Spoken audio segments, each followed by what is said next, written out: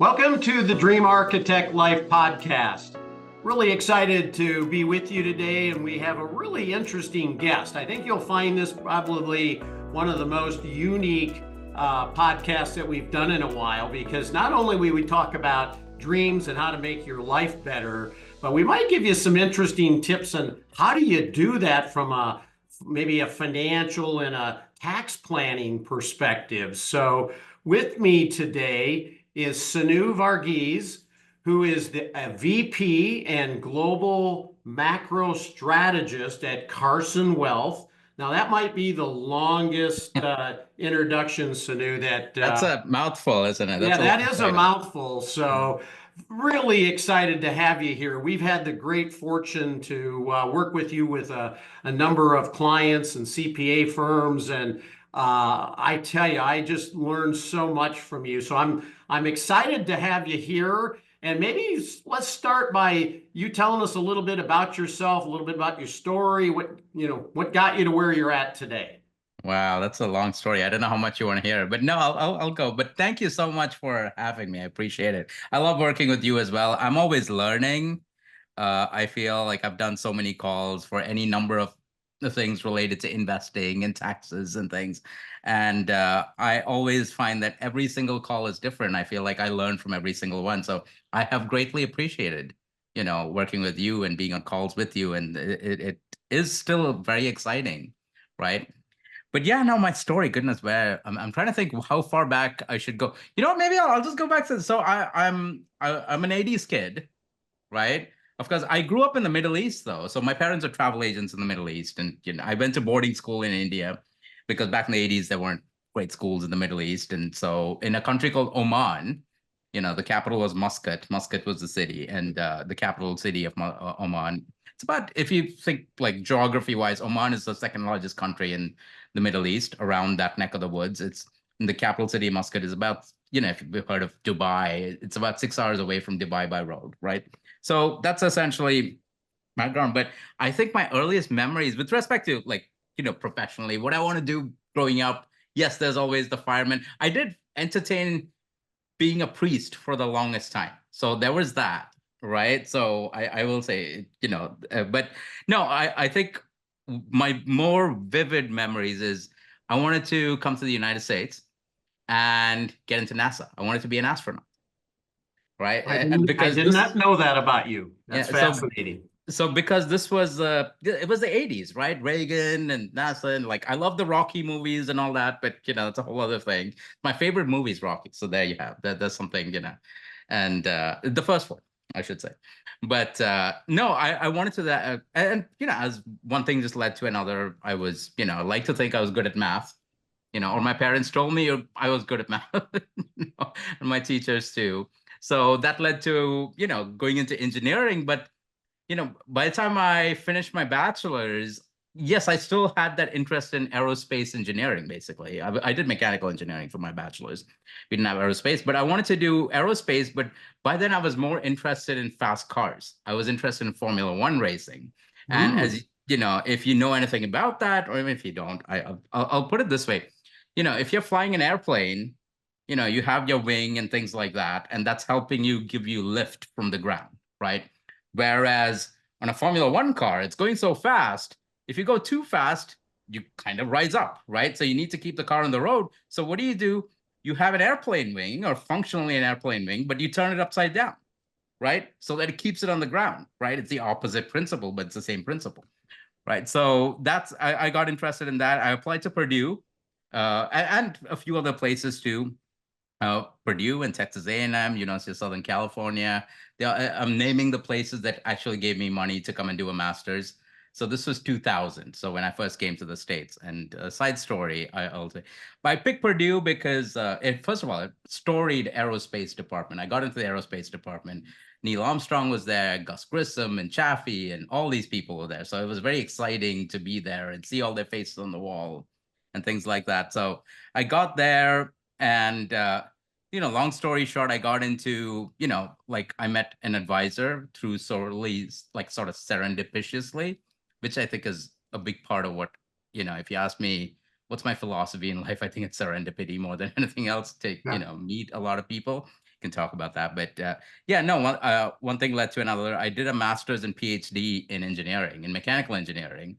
And I joke that it took me that long to figure out that I didn't want to do engineering, right? The irony of all this. And I got an opportunity to do some financial modeling for derivatives, things like that. We don't have to get into all that, but yeah. And so that's what got me into finance. And one thing led to another. I got more interested in doing less math, basically, and thinking about things more qualitatively and communicating that. And that's why I got interested in, like, what's happening with the world around us, the global economy, and policy, Federal Reserve policy, White House, the Bank of England, the Bank of Japan, all of that. Is like, it was fascinating to think of, is there some way I can learn about everything happening in the world? That's too much, right? But speaking of dreams, that's my dream. I want to know everything. And you can never know anything. So that challenge is very exciting. And that's essentially, why I'm here. No, That's a long story. Sorry, but no, that's great. I think the more we have a little background, I think it makes the conversation more relevant. So one of the interesting things I find, and I'm inspired by people like yourself that were born in another country, have a desire to come to the U.S. to have a better life or dream a big dream, but at least I would think the difficulties that you and others would have would be multiplied, i.e., we have it pretty easy relative to the extra lessons you had to learn or struggles that you had. So is there well, one of the things that I really love for people to understand is life is difficult. And you have to take action to get good things to happen. But if you understand some of the principles and you can learn from people that have been through it and what they did and how they overcame things, then you don't have to make the same mistakes. So, maybe talk about some of the difficult lessons that you've learned or things that you've overcome that you found really helpful to help you become the success that you are today. wow. No, thank you. It's very flattering to think I am a success, but no. Part of it is actually going back to my story, coming to the United States, right? Coming to America, literally. It was a wonderful movie, by the way. But I had been to the U.S. before. My parents are travel agents, so I was privileged Sure. enough to be able to travel across the world. We'd come to Disneyland and Niagara Falls, and San Francisco, Golden Gate. We'd done all that in the late '90s when I was, in college. So, but then, when I was like officially coming to the States, that was my dream. I always wanted to come. It almost didn't matter what I did. I did want to do aerospace, but so I took a flight, came through Amsterdam and Detroit, and back in the day, but I don't know if you remember Northwest Airlines. So I Oh, took a sure. flight from Detroit to West Lafayette, which is where Purdue is, and I land, and all my luggage is lost. I brought a guitar as well. That was also lost. I had some money in my pocket. I didn't know how much it was, right? Like my parents had given me something, and I was like, I land, and there's nothing, right? Everything's lost, and then thankfully my parents were, travel agents, so they were actually able to track the bags in Amsterdam, and it all came together.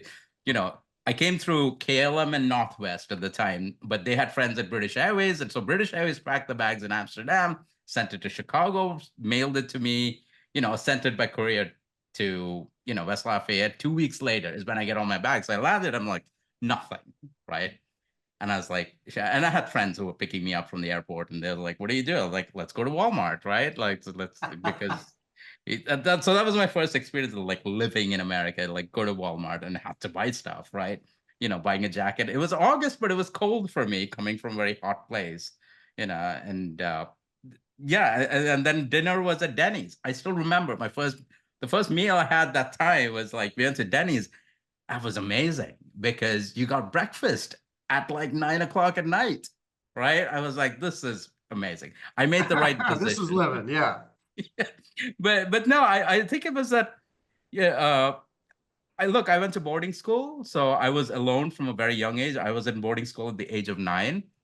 Mm. A very vivid memory was, my parents, me saying goodbye to my parents, and I was like, I was trying to hold it together. Obviously, you're a boy, you're not supposed to cry. I didn't. But at night, I was bawling into my pillow, right? And I think I did that for several years, the first 2 days, and then life goes on and things like that. But part of it is you have to find something that motivates you and gets you past your fear. And one thing that helped me was put yourself out there. And this led to how I met my advisor as well.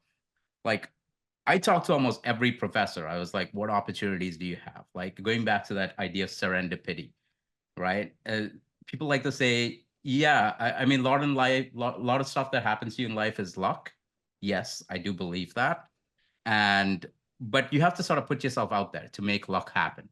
Yeah, create Right. your And I own think luck. that's my story, right? Like, you have to put yourself out. And that's honestly like how I met my wife too, right? I mean, all of us have some stories around that. Like, it takes some amount of putting yourself out there to meet the person you love, to find the job you love, things like that. So, Yeah, yeah. I couldn't agree more. I mean, it really is about putting yourself out there and talking to people about what you desire and what you're looking for. And it Mm-hmm. just seems like the more you think about and the more you talk about things that are important, they just start showing up if you're paying attention. And then, you need to take some action once find, some pathway, if you will, to where you want to go. But in talking to lots of people and working with clients over the years, one big thing, and you had mentioned it earlier, the word fear. And Mm-hmm. I think fear comes into play so often with people, and it just sometimes freezes people, and then they don't take the next step. Yeah. And maybe if you've got any thoughts or ideas of a time when you faced fear, and I think we could already figure out several of them from your stories already, but how did you overcome the fear? And then what happened when you took that step and what was the result? Because what I'm trying to do is encourage people to just keep moving forward, but trying to give them some steps that they may not be aware of that could help them. Yeah. And I think from my background, look, I'd like to think it was all planned, but none of it was, right? I didn't plan to be in finance. I planned to be an astronaut, right? And then I planned to do mechanical engineering and go to GE or Rolls-Royce or something like that. That was or Sandia National Labs or Lawrence Livermore. That's where the rest of my PhD cohorts kind of ended up. So there was, I'm the last person to say you should plan life. You can. You should have some goals, which is, I think, different from planning, right? So going back to like fear, I think this is a good one. I think looking back on it, especially because I had a choice. As I was finishing my dissertation, that's when I got an opportunity to do some financial modeling work for a few individuals. Now they were paying Purdue, and Purdue is paying me a research stipend, about $16,000. That's what grad students get paid. I already finished my dissertation work, and by then I decided that yeah, engineering is not for me. But I'd already I knew I was getting the PhD, so that was fine. So it was good. I had that behind my name. Uh, but I had a choice. They were like, you know what, Sonu, instead of us paying Purdue, we can pay you instead. And I was like, okay, that's a nice sum of money. Obviously, as like I was young, but not it was after 10 years of being in school, so I was ready to make money, right, and get a job, an actual real life job. So they gave me an option. Do you want to stay in West Lafayette, where I knew a lot of people? By then I'd spent 6 years there, or do you want to go to Indianapolis, or do you want to go to Chicago? Right now, Chicago's like going to a big city was fascinating to me, but it was scary. I didn't know a single person.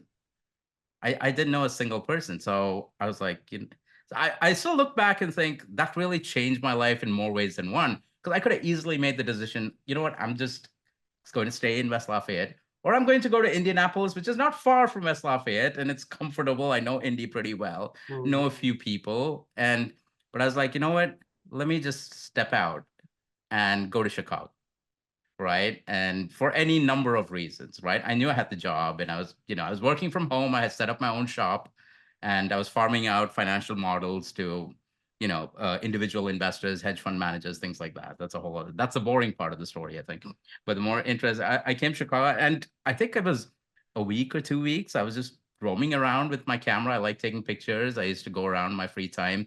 Then one of my friends called me and said, dude, you need to get your social life going. Like, why don't you call one of my friends? Right. I call him. And what's interesting, that conversation with him, he was like, oh, I'm meeting a bunch of friends today. Why didn't you come? I could have said no. I still look back and I could have said no because I don't know anyone. I was like, what type of people are they? And I was like, you know what? Going back to putting yourself out there, right? I was all, I think, I don't know how it's scared, but I could have said, yeah, it's not for me. I'm fine, right? But I think I'm social enough and I wanted a social life here in Chicago. But I met that person through that group of friends. We became friends. We became very good friends.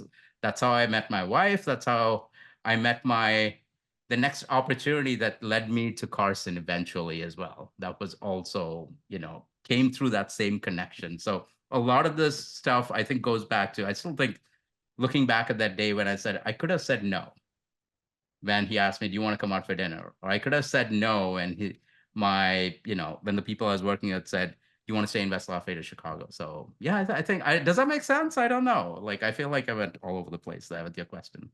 No, I think that's great. I think the thing I get out of it is, and it's a saying that I have come to gravitate to, is you just got to get comfortable being uncomfortable.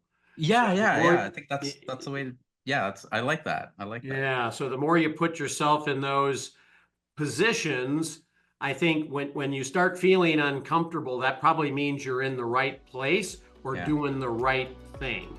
Hey, Brittany here. In case you hadn't heard, our latest book, Dream Architecture, is available for the taking. Think about it like this. What is your biggest, wildest dream of what retirement could look like? Not the dream that your friends have, or your parents maybe had, or your coworkers. Your best dream, the unreasonable one, the one that you might have trouble admitting even to yourself. So that is what the Dream Architecture book is about. Hop on over to dreamarchitecturebook.com so you can start dreaming big today. Absolutely. So I'd love to chat a little bit more because you do some really unique things that I think could be so helpful to the audience. So I want to spend a little time so I don't forget to ask you this. So maybe talk a little bit about what you're working on right now, and maybe we can look at that in a couple different perspectives. And if you want to go a different direction, feel free. But you're the for lack of a better word, the guru on being able to, kind of look at Too what's generous. going on and kind of predict the future. Obviously, nobody can guarantee Yes. it, but your insights are really, really valuable and so dead on. And then the other interesting thing that you and I have had lots of calls on is helping clients when they have a scenario where maybe they're selling a business or Mhm. a tract of land or something, and they end up with this big tax bill.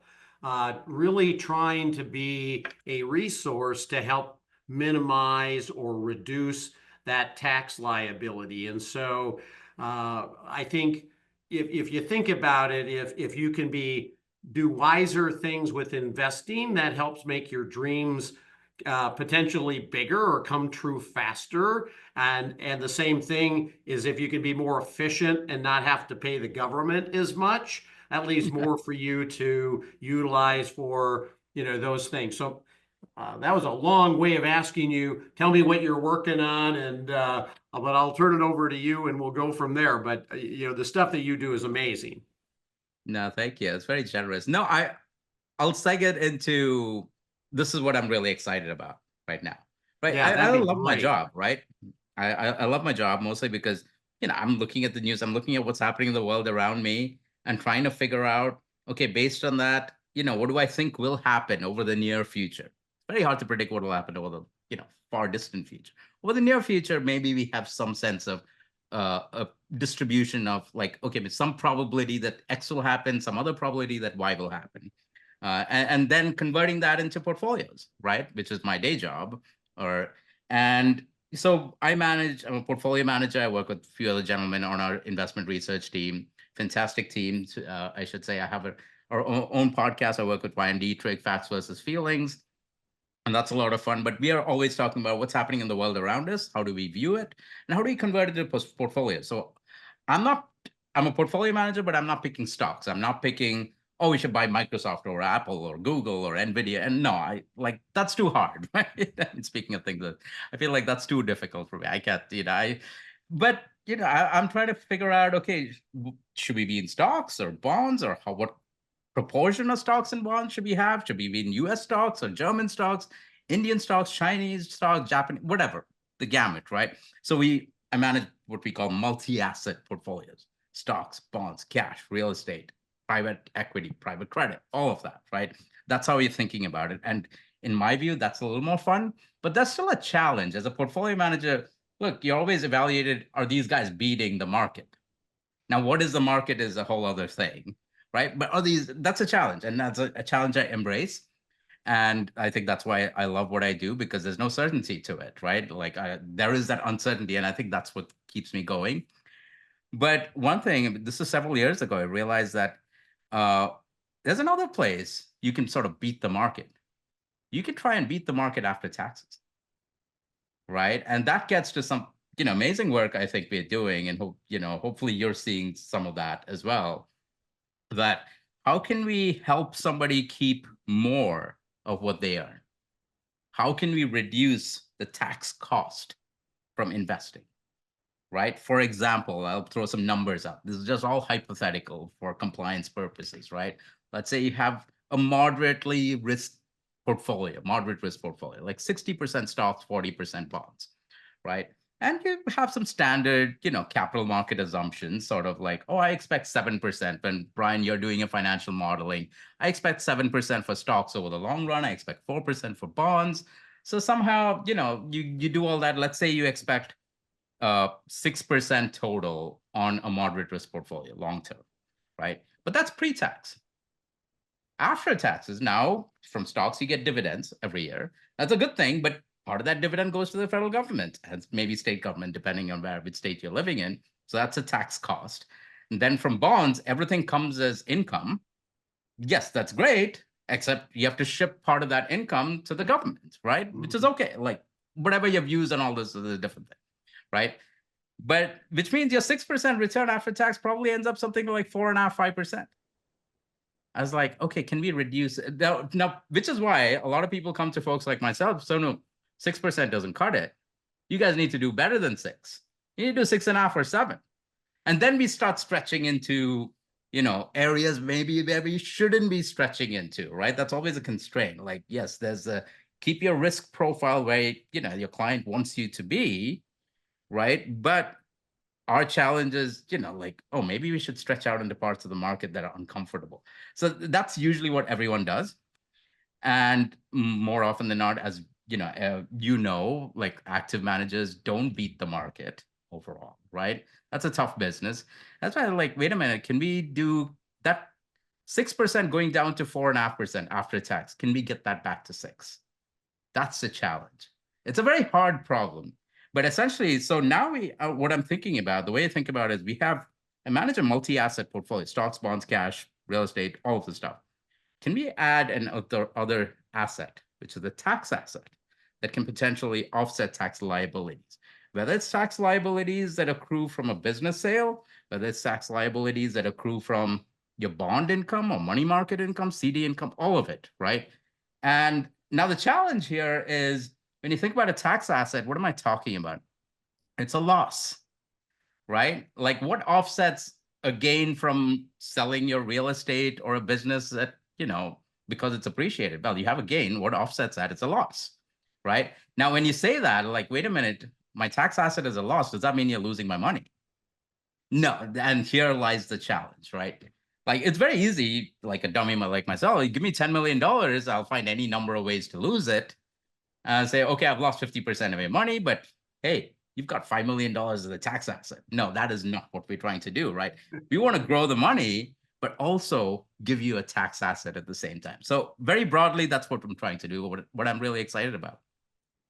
Yeah, no, and It's been really fun to see since we've been doing a fair amount of that here recently, and you know, the substantial gains that the after-tax returns can generate has been kind of eye-opening to me, and And that certainly when compounds, right? Like it, what you don't pay, even if it's 0.5% that you save, right? That's compounding over time. yeah, yeah, and the seventh wonder or the eighth wonder of the world is Yeah, compound interest. So absolutely. yeah, so we can all benefit. So it's just being conscious of that. We're not going to spend a lot more time on that, but just for the listeners, being conscious of being as efficient and effective in your allocation of your investments, but then also making sure you have a filter for taxes. Mhm. Because if you get to keep more, you could net more by taking even less risk if you're tax efficient. So anyway, so it's interesting things working with Sonu. I've learned so many great things. So thank you for that, and all the future stuff that we get to do together. You know, I, I'll underline that by saying that there's this quote by, I think, of Benjamin Franklin. Yeah, it was Benjamin Franklin. It said, the only thing certain in life is death and taxes. So one thing I've written down is, now this is solely a joke, so hopefully nobody gets into trouble compliance-wise. Now the only thing certain is death. I love it. Oh, good. So one of the things I would love to just get your perspective on, since this podcast is all about dreams and dreaming bigger, what does dreaming big mean to you? Wow. Wow, that's a big question, like pun Yeah. intended, right? I mean, I could give you like, I don't know, maybe this sounds very cliche. I'll give you two answers. One is a cliched answer, but I do honestly feel that I, my kids are growing up, and I'll seg this into my, the other answer. I want them to be curious, right? And Mm. I want them to be curious and also have humility, right? One of my mentors, who is our CEO, Bert White, the first time we had, a team meeting, he'd mentioned three things that he looks for, which I, sort of try to internalize. I can't say that I have. Being humble, be respectful, and be curious, right? I think one thing that guides me is being curious. So when I think about dreaming big, like I said, I want to know everything. I want to know what's happening in the world. How is money moving across the world, right? What is the Federal Reserve doing? What's the Bank of Japan doing? What are investors doing? Are they buying gold? Like all of it, right? And obviously that sounds crazy, but I like, it's that curiosity more than anything else. I want to learn, right? I think, uh, and then teaching my kids that, like helping them not lose that. Kids are always curious, right? Every kid is curious, but helping them stay curious and nurturing that, and myself too, so that it becomes a lifelong sort of pursuit. So I think that's my dream. Like, it's not quite, I don't know if that's a big enough dream, but I guess that, like, my dream of wanting to know more and more, right? I think that's essentially what keeps me going, if that makes sense. Yeah, no, I've not heard anybody say it like that, but I really love that because if you're curious, that leads to so many other things. Yeah. I think it's, And I want to keep learning, yeah, right? And that's and why I always feel like, I don't think people ask it like, when's retirement? It's like, I don't know if I'll retire, but because, part of my job now, I'm very fortunate. I have a job I love, right? But I'm learning every day. yeah, no, and I agree. And then if you can teach your children to have curiosity, boy, what an advantage they have in life. Or So not to kill their curiosity, right? I mean, yeah. yes. So one other thing I'd love your thoughts on is, it's really easy, or everybody runs into scenarios where life's great, but we Mhm. also run into scenarios where something didn't go well, you're discouraged, or, something happened. But the sooner you can get out of that mindset, in life's a lot about keeping the right mindset. Mhm. So the dream architect life is the intersection of mindset and money. And Yeah. so what are some of the things that maybe you have done when you felt discouraged to help get you out of that and get on a positive note quicker? I'll give you a general answer, maybe a more specific one too, right? And both professionally speaking. My general one is usually if I'm feeling that I try to read a lot. Like again, it's from that curiosity, like trying to learn a lot and trying to understand more about everything that's happening in the world. And because that is never possible, I'm always in that mode of learn, right? Yeah. And so, and I think that's how I deal with like discouragement or I don't want to say failure, but that like okay, let's moving on sounds glib, but how do you move on? Let me learn something new, right? Maybe what I didn't know before. Maybe that will help me out. I'm not saying it will. Sometimes it doesn't, but you kind of feel better after that. Specific thing like this is professionally, right? Like my former boss was one of my mentors too. Shaman is a great guy. So we were managing portfolios of with derivatives and options, and as you can imagine, it's a very easy way to get into trouble. And, I was managing a portfolio. One fine day, something happened in the markets. I won't get into the details of it. Basically, long story short, I ended up losing 50% of the account. Terrified was probably too good of a word with that. Because I had to go and tell him 50%.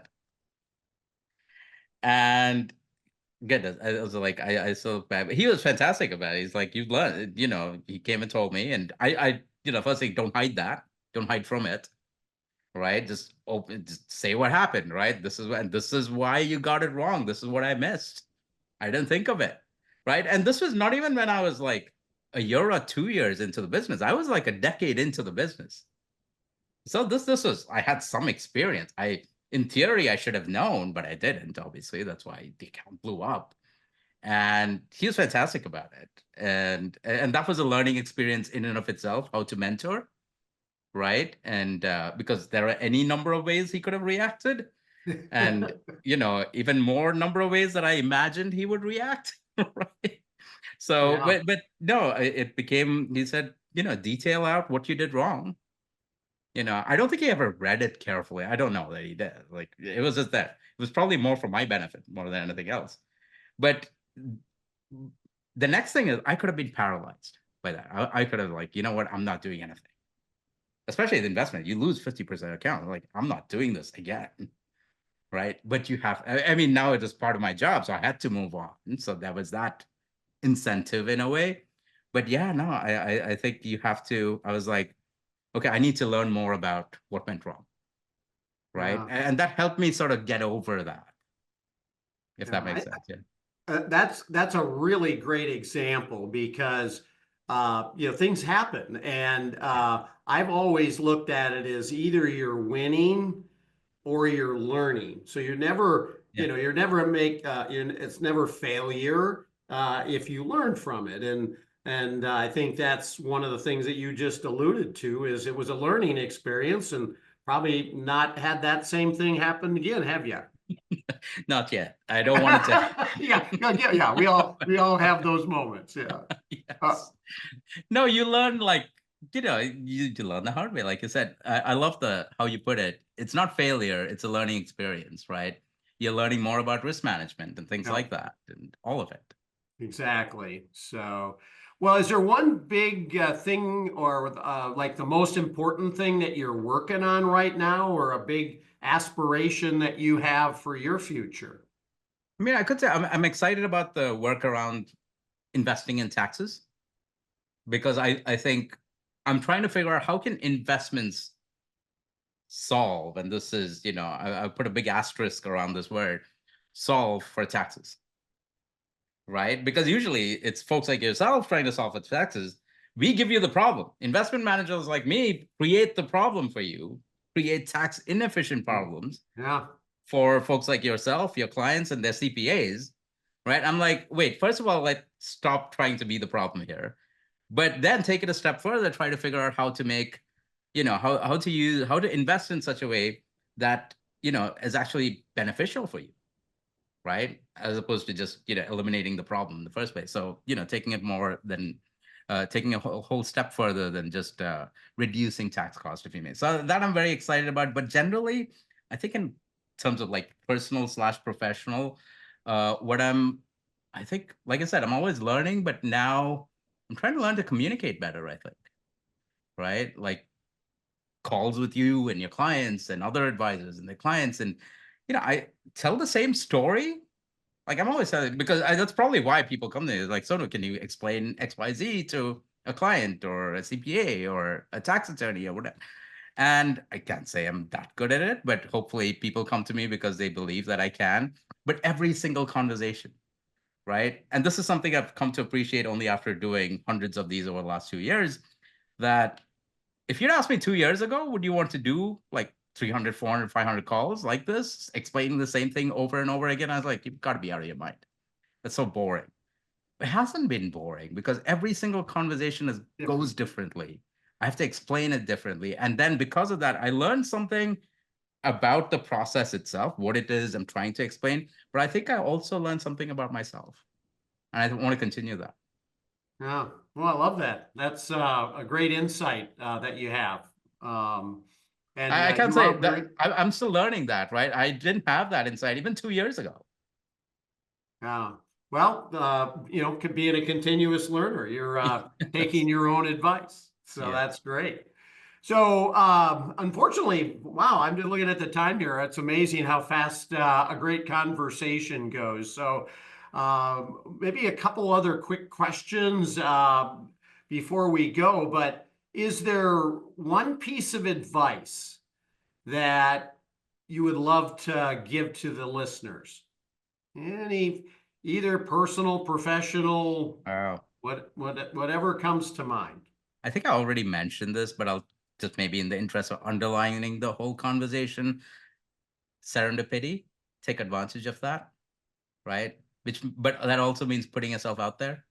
Talk to as many, especially young people. I would say, talk to as many people as you can. It doesn't matter. And I still do, right? Like sometimes I know somebody is trying to get in touch with me to sell me something, but that's okay. You know what? It's 15 minutes. I don't look at those conversations as a waste of time. And I very well could, given my position here. And maybe my boss will say that's a waste of your time too. But I don't. Like, honestly, I'm like, you know what? You never know what'll come out. So I think serendipity, taking advantage of it. Putting No, yourself out there to take advantage of it too. yeah, I couldn't agree more. I think that's one thing that I don't hear a lot. So I'm glad have seen the benefit in it. But I think the more you do it, the more opportunities that get created. So thank you for emphasizing that. And how I like to end every podcast is with the same question. So I'm going to ask you the same one. Is what haven't I asked you that I should have asked you? Wow. Oh, that's a good question. I'm trying to, what haven't you asked me? I we'll take this in a fun direction. What do I do in my free time? All Right? right. Well, what do you do How in do I your let free time, loose? Sonu? Yeah. How do I let loose? I love music. And, I used to think I liked only a certain genre of music, which is like rock, classic rock, and I play the guitar, so that's one way I let loose. But having kids is sort of, again, in the like opening up my, like, goodness, I'm listening to like K-pop Demon Hunters right now, right? But I'm learning to enjoy it because I'm like, yeah, it's not something I would turn on myself. Or if I'm, in my office, that's not what I would want to listen to. But let me see if I can, play it on the piano or the guitar or something. I look at it as a new challenge. It's like, so that's been fun, little something on the personal side. Well, are you self-taught on the piano and guitar, or did you take lessons? With the guitar, yes, it's self-taught. Well, self-taught, and my friends taught me in college. So Okay. so it's been about 20 years odd, a little more than that. The piano, actually, my parents, I will say, forced me to learn the piano when I was, 7 or 8. I think I would have been pretty good, but then I eventually found myself in this boarding school in a class with only girls, and I hightailed it out of there. I quit the piano.